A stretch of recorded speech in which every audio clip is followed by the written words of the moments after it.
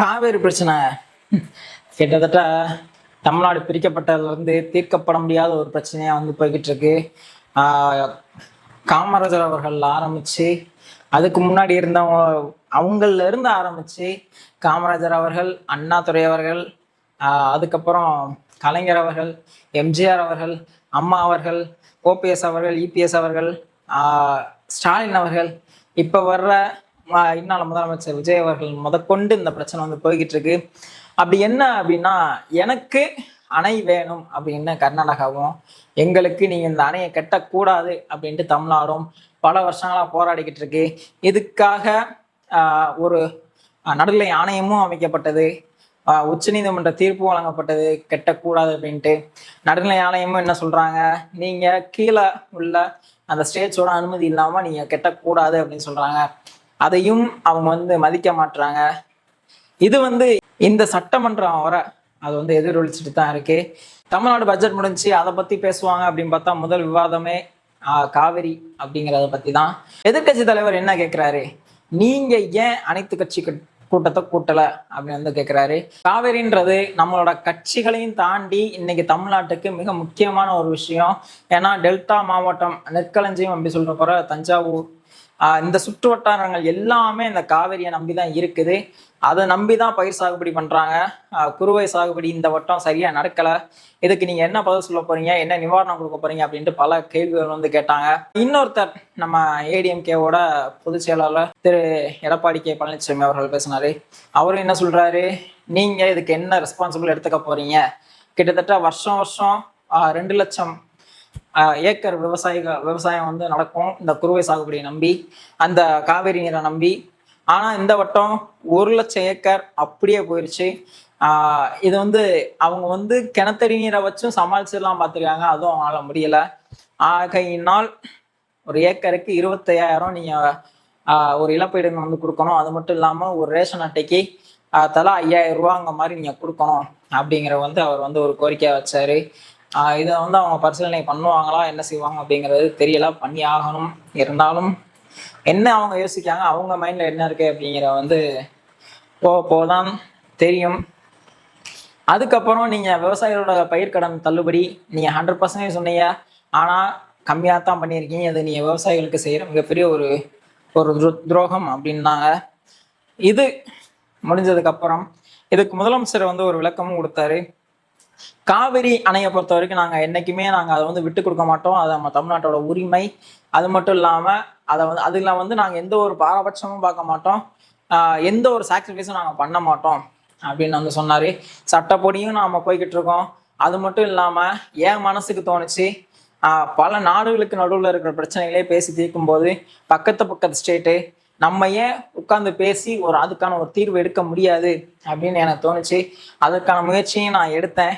ஆனால் நாங்கள் போக முடியாத ஒரு சூழ்நிலை ஆக்கி வச்சு அதுங்களையும் தண்ணியும் வந்துருச்சு அப்படிங்கிற மாதிரி சொன்னார். இதனால் நான் போயிருக்கும் பட்சத்தில் அதனால எனக்கு எந்த ஒரு அவமானம் ஏற்பட்டிருந்தாலும் பரவாயில்லை, தமிழக மக்களுக்காக நான் எதையும் நான் ஏற்றுக்கிறதுக்கு தயாராக தான் இருந்தேன் அப்படிங்கிற மாதிரி சொன்னார். அதுக்கப்புறம் நம்ம அமைச்சர் ஆதவர்ஜுன் அவர்கள் பேசினார். எதிர்கட்சியை பார்த்து ஒரு கேள்வி கேட்டார். கிட்டத்தட்ட 2022 மேகதாது அணையோட அந்த டிபிஆர், டீடைல் ப்ராஜெக்ட் ரிப்போர்ட், அதை எதிர்த்து தமிழக அரசு சார்பாக ஒரு உச்சநீதிமன்றத்தில் ஒரு மனு தாக்கல் பண்றீங்க, முன்னாள் முதலமைச்சர் மு.க. ஸ்டாலின் அவரோட தலைமையில. ஆனா அது தள்ளுபடி செய்யப்படுது. அதுக்கப்புறம் அதை மறுபடியும் நீங்க மனு தாக்கல் பண்றீங்க, அதுவும் நிராகரிக்கப்படுது. கிட்டத்தட்ட 3 தடவை மொத்தமா அது நிராகரிக்கப்பட்டது. அதுக்கு நீங்க என்ன பதில் சொல்ல போறீங்க?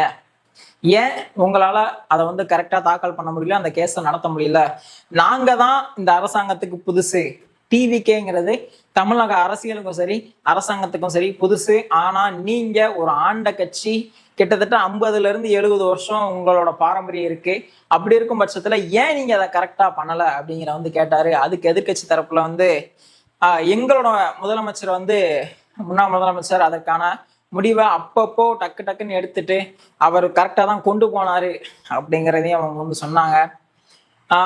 இது எப்படி பார்க்கப்படுதுன்னா சண்டை மாதிரியே தான் இருக்கு. இதுக்கு அவங்க எதிர்கட்சி தலைவர் சொன்னாரு, கர்நாடக அரசை பொறுத்த வரைக்கும் அவங்களோட கட்சி பாகுபாடு பார்க்காம எப்படி சொல்றது, காங்கிரஸ், பிஜேபி, அதுக்கப்புறம் அவங்களோட மாநில கட்சிகள், இவங்க எல்லாத்தையும் அவங்களோட கொள்கைகளையும் தாண்டி கர்நாடக மக்களுக்காக அனைத்து கட்சி கூட்டங்களை கூட்டி முன்னாள் முதலமைச்சர்களை உட்கார வச்சு அவங்களோட ஒப்பீனியன்ஸை கேட்டு அவங்க அவ்வளவு தூரம் செயல்படுறாங்க. ஆனா நம்ம ஸ்டேட்ல ஏன் அதை பண்ணல அப்படிங்கிறத கேட்குறாரு.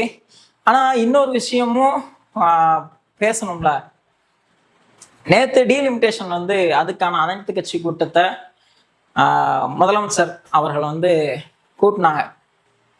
அது வந்து முன்கூட்டியே சொல்லவும் பட்டுச்சாங்க, சட்டசபையிலேயே பேசினாங்க. நாங்கள் வந்து கர்நாடகா விஷயத்துல நாங்கள் சரியா செயல்படல அப்படின்றீங்க. இப்போ நம்ம எம்பிகளுக்காக நம்ம வந்து ஒரு டீலிமிட்டேஷனை எதிர்த்து நம்ம ஒரு அனைத்து கட்சி கூட்டத்தை நம்ம வந்து கூட்டுறோம், அதுல நீங்க வந்து கலந்துக்குவீங்களா அப்படின்னு வந்து கேட்குறாங்க. அதுக்கு அவங்க சரியா பதில் சொல்லல. அவங்க அதுல கலந்துக்கவும் இல்லை.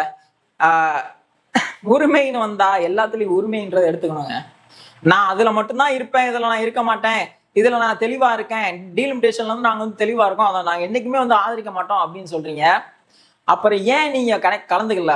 எனக்கு ஒரே ஒரு கேள்வி என்னன்னா, நீங்க வந்து ஒரு எக்ஸ்பீரியன்ஸ்டு பார்ட்டி, எல்லாருமே டிவிகே கம்பேர் பண்ணும்போது நீ எல்லாருமே எக்ஸ்பீரியன்ஸ்டு பார்ட்டி, பிசிகேல இருந்து எல்லாருமே, ஏடிஎம்கே, டிஎம்கே, எல்லாருமே நீங்க எக்ஸ்பீரியன்ஸ் பார்ட்டி.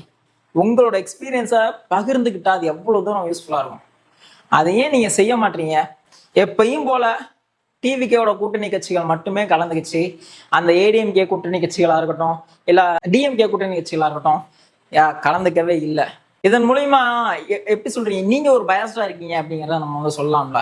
நீங்க ஒரு ஒற்றுமையை பத்தி பேசியிருந்தீங்கன்னா இதுல நீங்க வந்து கலந்துக்கிட்டு நாங்க கலந்துக்கிட்டோம், ஆனா நீங்க தான் அதை சரியா எடுத்துட்டு போல அப்படிங்கிறத அவ்வளவு சூப்பரா அவங்களால சொல்ல முடிஞ்சிருக்கும். ஆனா நீங்க அதை பண்ணல. சரி, இந்த டாபிக்ல வரும். அதுக்கப்புறம் சௌமியா அன்புமணி அவர்கள் வந்து என்ன பேசுறாங்க அப்படின்னா, இத்தனை வருஷம் உச்ச நீதிமன்றமும் சரி, சென்ட்ரல் கவர்மெண்ட்டும் சரி, அணையை கட்டுறதுக்கான ஒரு பெர்மிஷன் அவங்களுக்கு கொடுக்கவே இல்லை. அதையும் மீறி அவங்க வந்து எடுத்து கட்டுறாங்கன்னா அதுல ஏன் அவங்க அவ்வளவு உறுதியா இருக்கிறாங்க அப்படிங்கறது தெரியல. முக்கியமா அவங்க தமிழ்நாட்டுக்கு ஒரு சொட்டு தண்ணி கொடுக்க கூடாது அப்படிங்கறதெல்லாம் அவங்க அவ்வளவு உறுதியா இருக்காங்க அப்படிங்கிற வந்து தெரியுது. ஸோ அவங்க வந்து ஒரே விஷயம் தான் சொன்னாங்க, ஒன்று வேணும் இல்லை வேண்டாம், இதுதான். இதற்கிடையில நாங்கள் அதை சாக்ரிஃபைஸ் பண்ணுறோம், இதை சாக்ரிஃபைஸ் பண்ணுறோம் அப்படின்னு நம்ம காம்ப்ரமைஸ் பண்ணிக்கிறோம், இப்பெல்லாம் எந்த ஒரு பேச்சுமே நம்ம வந்து பண்ணக்கூடாது, நம்மளை பொறுத்த வரைக்கும் அது வேண்டாம் அப்படிங்கிறதால அவ்வளோ ஸ்ட்ராங்காக இருப்போம் அப்படிங்கிற வந்து அவங்க பேசினாங்க. அது மட்டும் இல்லாமல் இந்த மேகதாது அணை கெட்டதுனால எவ்வளோ என்விரான்மெண்டல் ப்ராப்ளம்ஸ் இருக்குது அப்படிங்கிறதையும் சொன்னாங்க. தமிழ்நாட்டுக்கு எவ்வளோ ப்ராப்ளம்ஸ் இருக்குது அப்படிங்கிறதையும் சொன்னாங்க. இப்படி பல விவாதங்களில் பேசப்பட்டது.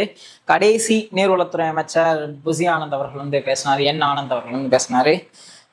கிட்டத்தட்ட மேகதாது விஷயமா 3/8/2026 அன்னைக்கு முதலமைச்சர் அவர்கள் வந்து போயிருக்க வேண்டியது கர்நாடகாவுக்கு. ஆனா போக முடியலை.